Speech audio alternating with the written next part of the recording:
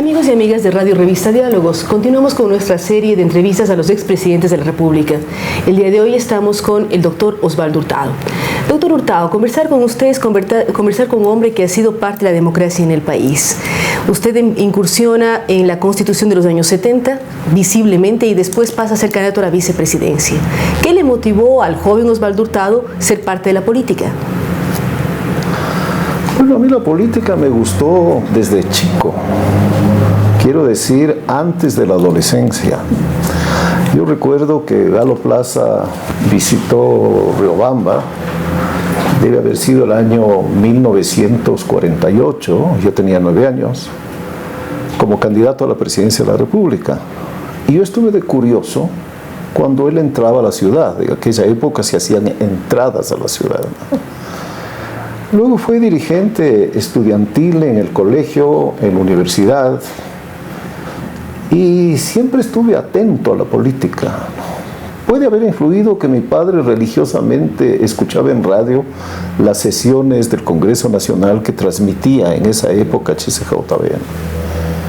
Pero como le decía hace un minuto, nunca vi yo la política como un camino para ser presidente del Ecuador, sino como actividad. Me gustaba de la manera que le gusta a un hombre o a una mujer ser médico, o ser futbolista, o ser pintor, o ser abogado. Y el hecho de que haya llegado a la vicepresidencia y a la presidencia fue más que una búsqueda, mucha fortuna, o la casualidad, o el destino, como quieras llamarse. ¿Por qué habla de mucha fortuna? No todas las personas que estudian medicina o estudian comunicación o estudian cualquier carrera quieren llegar a ser los mejores, y quien se mete en política, por obvias razones, un momento dado desearía ser presidente de un país.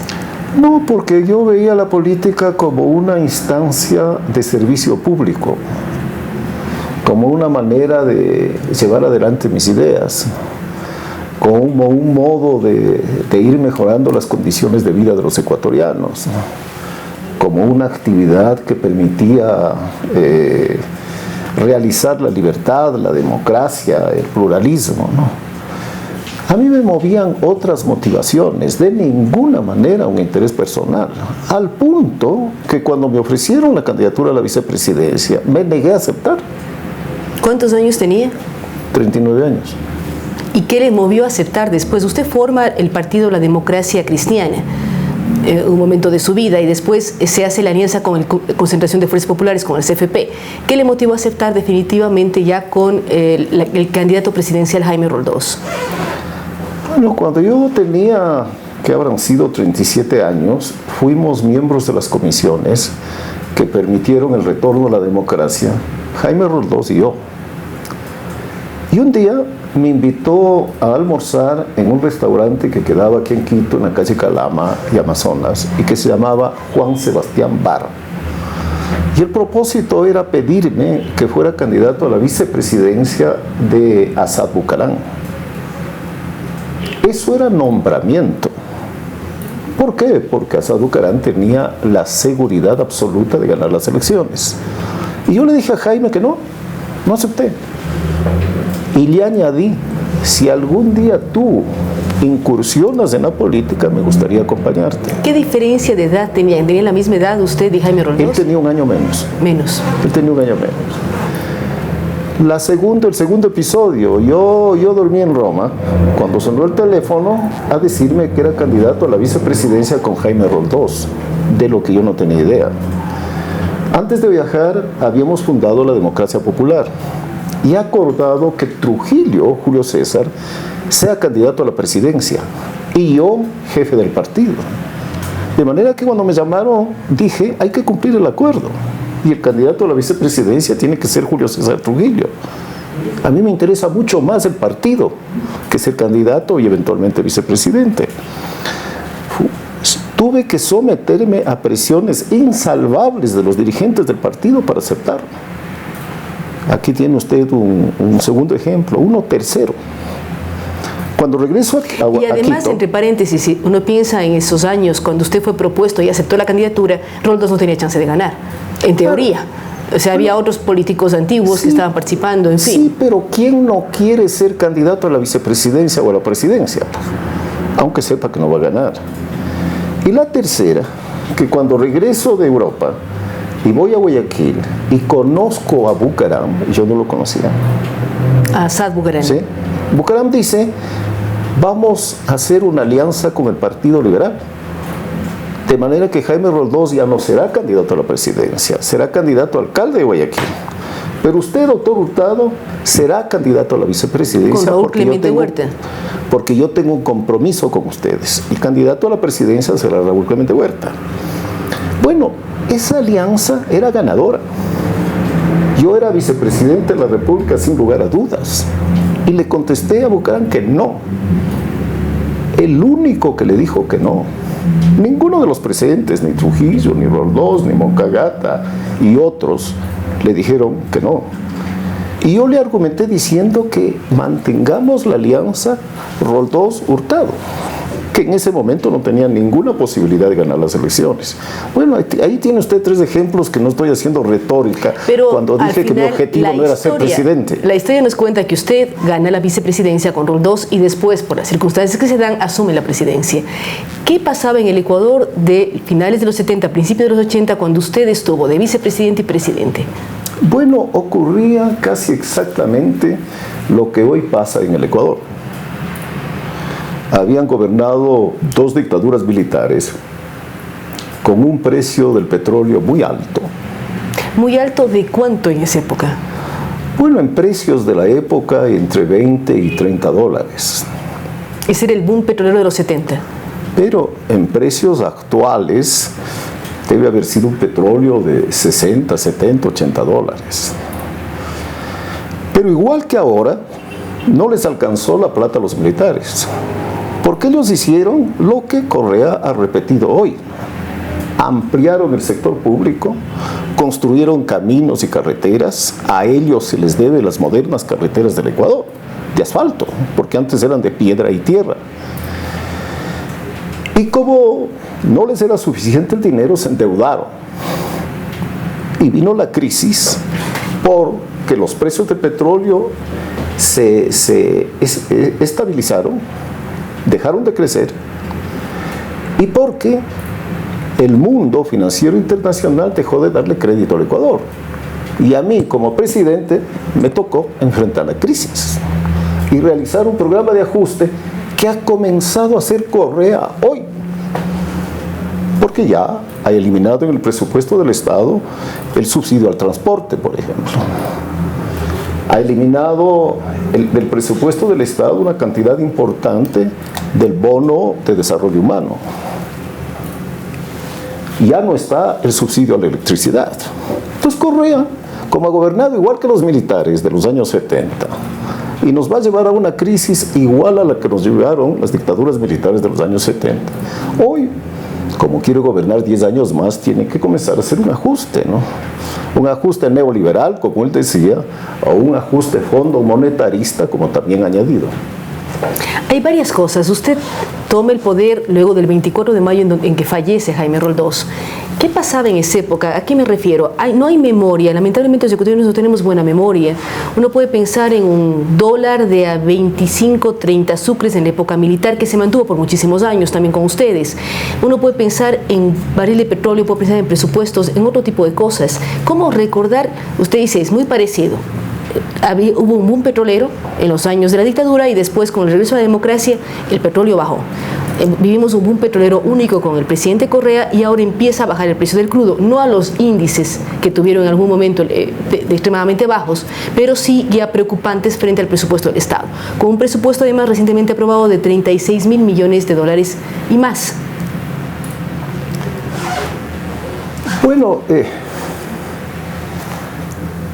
nadie puede gastar más de lo que tiene. El Estado es una gran familia. Y en una familia nadie puede gastar más del sueldo que recibe. Y si se endeuda, en algún momento tiene que pagar, ¿no? Esto es lo que sucedió entonces y lo que está pasando ahora, ¿no? Con la diferencia muy importante que ahora tenemos el dólar. Y el dólar ha sido un elemento de estabilidad para la economía. Vamos a cumplir dentro de poco 15 años de dolarización ya. Exactamente. Con la diferencia de que hoy el Ecuador produce bastante más petróleo de lo que se producía en los años 70. Y con la diferencia también de que entonces habían unas expectativas enormes en el gobierno democrático. Cuando muere Roldós, hay que recordar, había un malestar general en el país, porque había aumentado el precio de los combustibles. Fue el primero que lo hizo. Y eso lo volvió impopular. Bueno, todo esto yo creo que vamos a vivir en los próximos años en la medida en que el precio del petróleo siga estable y no vuelva a subir. Dentro de los procesos democráticos, usted estuvo en la Constitución antes de que Ecuador reingrese en la democracia. También fue parte de la del año 98. ¿Cómo mira la Constitución actual y las reformas que se están planteando? Bueno, esa es otra prueba de que yo me muevo por ideales y no por intereses personales y no por ambiciones individuales.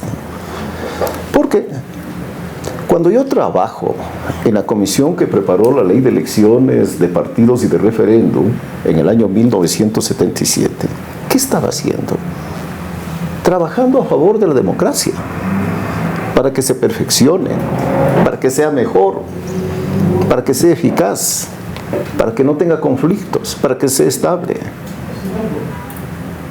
Cuando preparo la primera ley de partidos de América Latina, ¿qué es lo que estaba haciendo?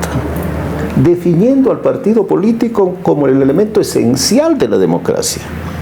No a un hombre, no a un caudillo, no a un dictador, a la institución partido político. Y cuando algo parecido hago en el año 1998, igual, ¿para qué voy yo a la Asamblea Constituyente? Habíamos trabajado aquí en Cordes en varios libros sobre los problemas de gobernabilidad de la democracia ecuatoriana. Tenía yo muchas ideas aprendidas, experimentadas aquí en otras partes del mundo. Y eso llevé a la Asamblea Constituyente. Y a este joven, ¿no?, llamado Rafael Correa, lo único que se le ocurre decir es que esa Asamblea Constituyente se reunió en un cuartel. Y no se le ocurre pensar, reflexionar, ¿no?, sobre lo que significó esa Constitución. Entre otras cosas, escrita en idioma castellano, correctamente. No ese adefesio literario que es la Constitución actual. Pero las declaraciones del señor presidente y de algunos miembros del gobierno actual hablan de que esa Constitución fue la que permitió el feriado bancario, que liberó a los banqueros, que generó impunidad de una serie de sectores. Mire, el economista Correa es capaz de decir cualquier cosa. No tiene ningún sentido de la honestidad intelectual. Cualquier barbaridad en su boca es posible. Es absolutamente falso eso que usted dice, recogiendo lo que ha dicho Correa. Para decirle algo, yo fui absolutamente contrario al feriado bancario y le dije al presidente Maguad, yo dije, hay que cerrar el Banco del Progreso. El banquero Aspiazu está robando el Banco del Progreso, dije yo. En la televisión, en la radio. ¿Dónde estaba Correa en ese entonces? Becario en los Estados Unidos, becario en Bélgica, mientras yo me jugaba aquí la posibilidad de una prisión, de una represalia, enfrentando al hombre más poderoso económicamente del Ecuador, que era Aspiazu. Pues que no venga a decir tonterías, ¿no?, como la que usted menciona. Hay muchas cosas, y cómo usted reivindicar su posición en la historia del país, porque también se habla de que cuando supletizó la deuda, cuando usted fue presidente, favoreció a ciertos sectores. ¿Cómo hacer que tengamos una visión más objetiva y real de los acontecimientos en los años 80, cuando usted fue presidente? Bueno, si Correa sigue con la política económica que hoy sigue, y si es reelegido en el año 2017, no le extrañe que tenga que hacer lo mismo.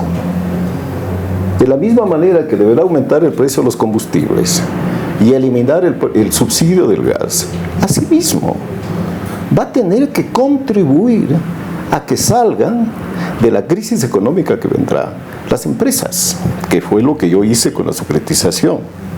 Porque es falso de que fue dinero que se regaló a los empresarios. No, es un préstamo que se les hizo. Y ellos pagaron el préstamo. Y existen estudios realizados por el Banco Central y el Banco Mundial que demuestran que el Estado no perdió un centavo mientras yo fui presidente de la República. Lo que pasa es que hubo dos securitizaciones. Una segunda fue hecha por León Febres Cordero y él eliminó la tasa de interés de mercado establecida por mí y la comisión de riesgo cambiario que también establecí para protegerle al Banco Central frente a futuras devaluaciones. Entonces, ¿a quién hay que pedirle cuentas? Es al secretario jurídico del presidente Febres Cordero, que hoy es secretario jurídico del presidente Correa.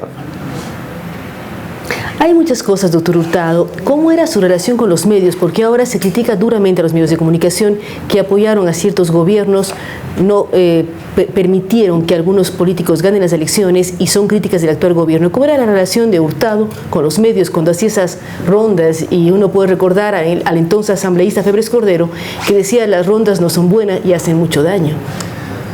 Todos los medios de comunicación, quizá con la excepción del diario Hoy, estuvieron en contra de mi gobierno.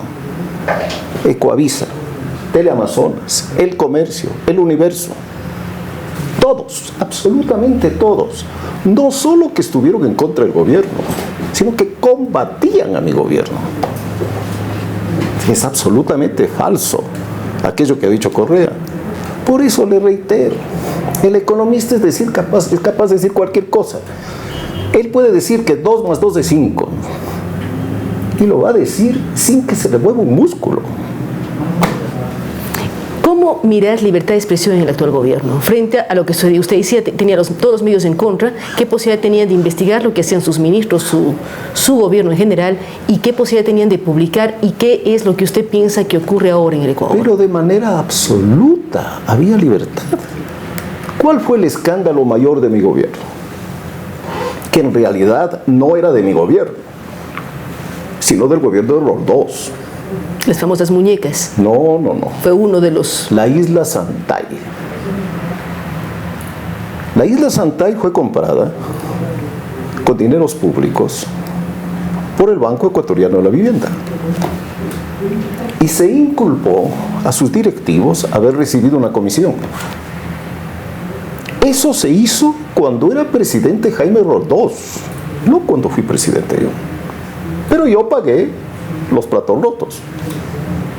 Y el ingeniero Febres Cordero, que convirtió a eso en un asunto fundamental, todos los días aparecía en los medios de comunicación que acabo de mencionar, denunciando a mi gobierno por ese acto de corrupción, en el que mi gobierno no tenía nada que ver. Eso fue un asunto del gobierno anterior. Y yo no quiero decir que Jaime Roldós tuvo que ver en eso. No. Lo que yo quiero decir es que funcionarios del gobierno de Jaime Roldós es lo que hicieron esa negociación. Usted habla de libertad de expresión y que los medios, incluso la gente de oposición, tiene un gran espacio. ¿Cómo ve lo de ahora? ¿Qué pasa en el Ecuador ahora? ¿Cuán libre es usted de ser invitado a los diferentes medios para hablar? Bueno, el único medio de televisión que a mí me invita es Ecoavisa. Ocasionalmente el Canal 1. Ningún otro medio de comunicación me invita a mí. ¿Y aceptar invitaciones de medios públicos? Compare con el ingeniero Febres Cordero en todos los medios de comunicación. Radios, más. Radio Democracia de vez en cuando, Radio Cuito de vez en cuando. ¿Usted ha visto entrevistas mías a página entera en 2, 3, 4 periódicos en los últimos años? No. Pero es el derecho de los medios de comunicación decidir si me entrevistan o no. Ellos son absolutamente libres de hacerlo o no hacerlo. Y son naturalmente libres de criticarme. Si algún consenso existe en el Ecuador, es de que cuando yo fui presidente, los medios de comunicación fueron absolutamente libres. Y los periodistas pudieron escribir lo que quisieron. y decir incluso a veces cosas que no eran verdaderas, pero tenían la libertad de hacerlo. Yo jamás enjuicié a un periodista por injuria, por calumnia. Jamás cometí la desvergüenza de solicitar una indemnización de $80 millones. Esa es una de las más grandes vergüenzas nacionales que han ocurrido en el Ecuador. Un presidente no puede hacer eso. No puede reclamar $1 de indemnización. Peor, millones de dólares. Usted actualmente ha escrito varios libros desde el año 2000 a la fecha. ¿Cómo han sido recibidos? Usted ha generado polémica desde con las costumbres de los ecuatorianos hasta el último que hace un análisis del gobierno del presidente Correa. ¿Por qué a los ecuatorianos no nos gusta que nos digan que no somos tan limpios ni tan buenos como el libro suyo sobre las costumbres? Bueno, sin duda que yo me siento orgulloso de haber sido presidente. Pero no le exagero cuando le digo que yo me siento igualmente orgulloso de que mis libros sean leídos por los ecuatorianos. Generalmente un libro de ciencias sociales vende 100 ejemplares, 500 ejemplares. Los que tienen mucho éxito, 1000 ejemplares. Libros de ciencias sociales escritos para América Latina se venden 1000 ejemplares, 2000. Mis libros se venden más de 10.000 ejemplares. Las costumbres de los ecuatorianos van por los 13.000. El poder político, más de 20.000. Dictaduras del siglo XXI, alrededor de 7.000. Eso es lo que a mí me da orgullo, satisfacción, alegría, ese tipo de cosas. Pero ¿por qué al haber sido presidente juzga tan duramente a los ecuatorianos? En sus libros, directamente, Costumbres ecuatorianos, juzga, nos critica, hace diferentes tipos de evaluaciones. De pronto yo puedo decir, no me siento tan mal porque a Cuenca la rescato un poco, pero ¿por qué es tan duro al hablar? Bastante. A Otavalo también, pero con lo demás es extremadamente duro. Bueno, comencemos por el principio. Yo hablo muy bien de los otavaleños. Los elogio. Hablo muy bien de los cuencanos. Los elogio. Hablo muy bien de los árabes y de los judíos. Los elogio. ¿Pero por qué? Porque las fuentes de investigación hablan bien de los cuencanos, de los otavaleños, de los judíos y de los árabes. ¿Y el resto? Con lo que yo le quiero decir a usted que no soy yo el que hablo. Hablan los viajeros extranjeros que vinieron acá y escribieron de cómo se comportaban los ecuatorianos. Yo lo cito. Yo puedo hablar de los ecuatorianos en el último capítulo, porque yo he vivido 50 años de mi adultez aquí en el Ecuador. Pero el último capítulo es más bien positivo sobre los cambios que se han producido en la conducta de los ecuatorianos, que explica el progreso de estos últimos años. Los ecuatorianos, los blancos, por ejemplo, trabajan hoy, pues. Antes eran una partida de vagos. No trabajaban en nada. Hacían trabajar a los pobres indios. Ellos, como eran blancos, tenían el derecho de nacimiento a no trabajar jamás y vivir de sus rentas. Hoy los blancos trabajan y eso es bueno para el Ecuador.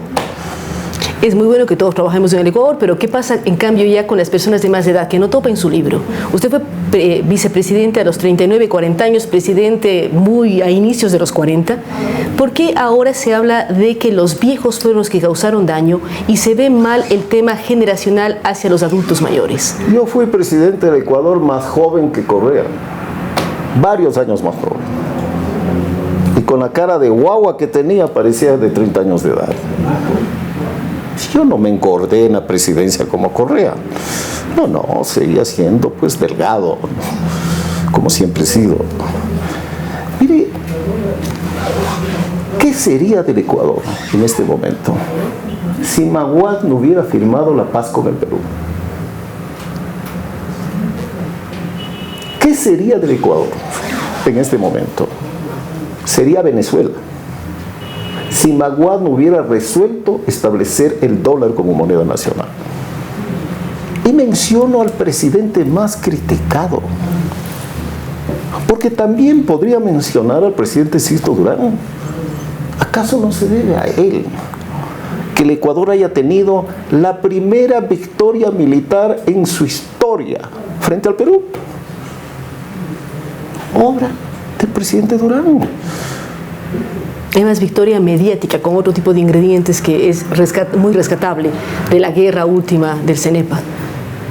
Bueno, lo que acabo de decir, y así puedo ir nombrando a los otros presidentes que algo han aportado para el país. Para hablar en primera persona. Bueno, yo le salvé al Ecuador de una crisis que habría sido tan grave como la de fin de siglo. Bancos quebrados, empresas quebradas, los ecuatorianos emigrando al extranjero, pobreza general. Pero tomé medidas y no tuvimos la crisis. Y cuando terminé el gobierno, la economía crecía, la inflación caía y el dólar se estabilizaba. Mire, no hay familia que ofrezca resultados de los últimos años de su vida. Es el trabajo y el esfuerzo de muchos años. El Ecuador es lo que es hoy por el esfuerzo de muchos presidentes, de muchos ministros, de muchos empresarios, de muchos trabajadores, de muchos campesinos. Pero este jovencito presuntuoso que hoy gobierna el Ecuador considera que el país nació con él, que antes nada existía en el Ecuador. Este era un páramo, un desierto, ¿no?, de Qatar. No. Aquí se hizo el ferrocarril hace 100 años. Aquí se salvó la unidad nacional hace 150 años. Aquí se hizo ya unos bellos y costosos templos quiteños hace 400 años. Este joven ignora la historia.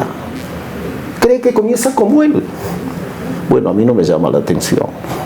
Mussolini creía lo mismo. Hitler creía igual. Pinochet idéntico. Todos los dictadores son fundacionales. Con ellos comienza la historia. Y todos dicen que van a gobernar 100 años. Todos dicen muchas cosas. ¿En qué ha cambiado Osvaldo Hurtado de cuando en los años 70 empezó a trabajar en la Constitución que permitió el paso a la democracia ideológicamente, y cómo es Osvaldo Hurtado ahora? Porque si uno piensa que el 9 de noviembre se celebraron los 25 años de la caída del muro de Berlín, el mundo ha cambiado. Hurtado ha cambiado de ideología, ha cambiado de formas de ver la vida. Pero sin duda. Yo tenía hace 30, 40 años las ideas que tiene Correa hoy. ¿Cuánto tiempo le costó para cambiar de ideas? Bueno, primero mi experiencia de gobierno. Después, el fracaso absoluto en todos los órdenes de los gobiernos neomarxistas que trajeron muerte, pobreza, prisión, tortura. Cambió el mundo y yo cambié. Por eso digo yo que Correa es un anticuado, porque tiene las ideas que yo tenía hace 40 años. ¿Usted se podía haber denominado un neomarxista en esa época?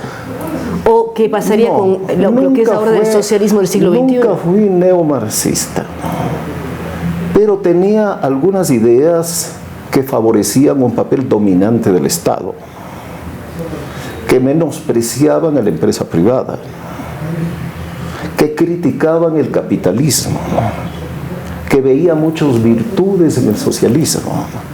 Todas esas ideas tenía yo. Hoy no las tengo. Hoy creo que el desarrollo de las sociedades camina de la mano de un Estado pequeño, vigoroso pero pequeño, de un mercado que pueda trabajar con relativa libertad, de una inversión extranjera sin la cual no es posible crecer económicamente, y que existan pues un reconocimiento al esfuerzo, al trabajo, a la propiedad, a la innovación, a las iniciativas. Yo he cambiado las ideas.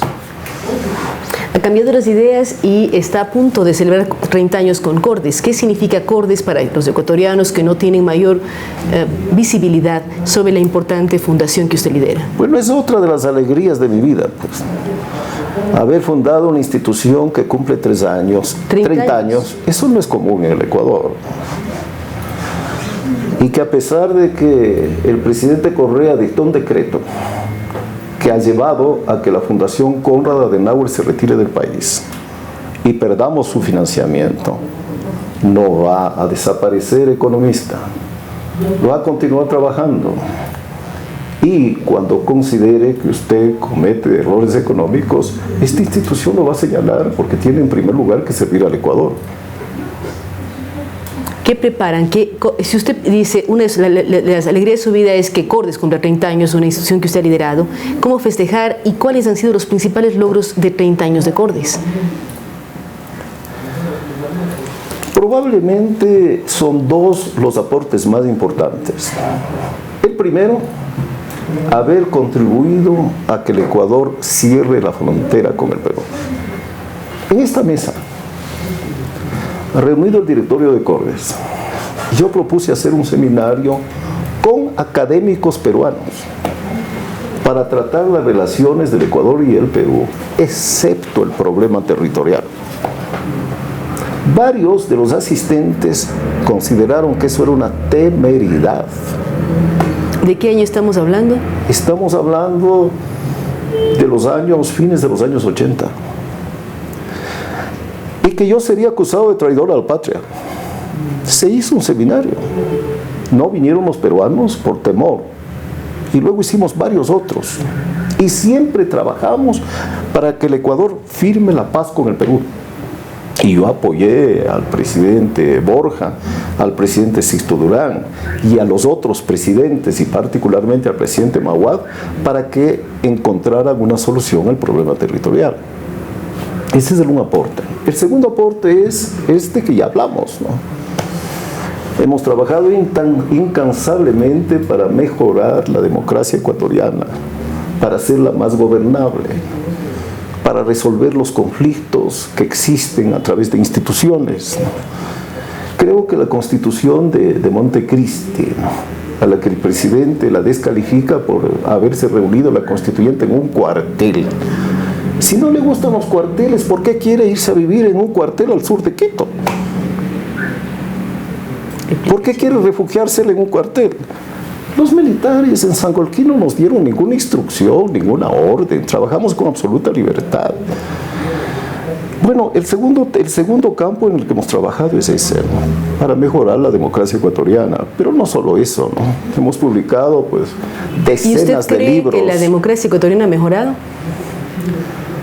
Bueno, esa sí es una frustración para mí, ¿no? Que luego de, por 30 años, en el caso de Cordes, y yo por 50 años, bregar a favor de la democracia, tener un presidente como Correa, la verdad, me siento absolutamente frustrado.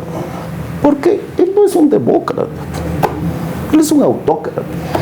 Gobierna al margen de la Constitución y de la ley. No nos respeta en nuestros derechos, en nuestras libertades. Nos persigue, nos encarcela, nos exilia. ¿Cuándo ha pasado esto en el Ecuador? De lo que yo tengo memoria, en la dictadura militar de los años 60. Ahí hubo exiliados políticos. Ahí estuve yo en la cárcel. No, más tarde, en los años 70, yo estuve en la cárcel, en una de las dictaduras militares. Con delincuentes comunes estuve. 8 días en una celda con 100 personas. ¿Correa ha pasado por eso? No, lo que quiere es meternos a la cárcel, a quienes hemos luchado por la democracia y por la libertad. Con estas frases, amigos de Radio y Revista Diálogos, damos por terminada la entrevista. Agradecemos muchísimo al doctor Osvaldo Hurtado su presencia, su tiempo y el habernos contado historias que bien vale la pena recordar y analizar en el presente y hacia el futuro. Gracias nuevamente al doctor Osvaldo Hurtado, su presencia en este medio.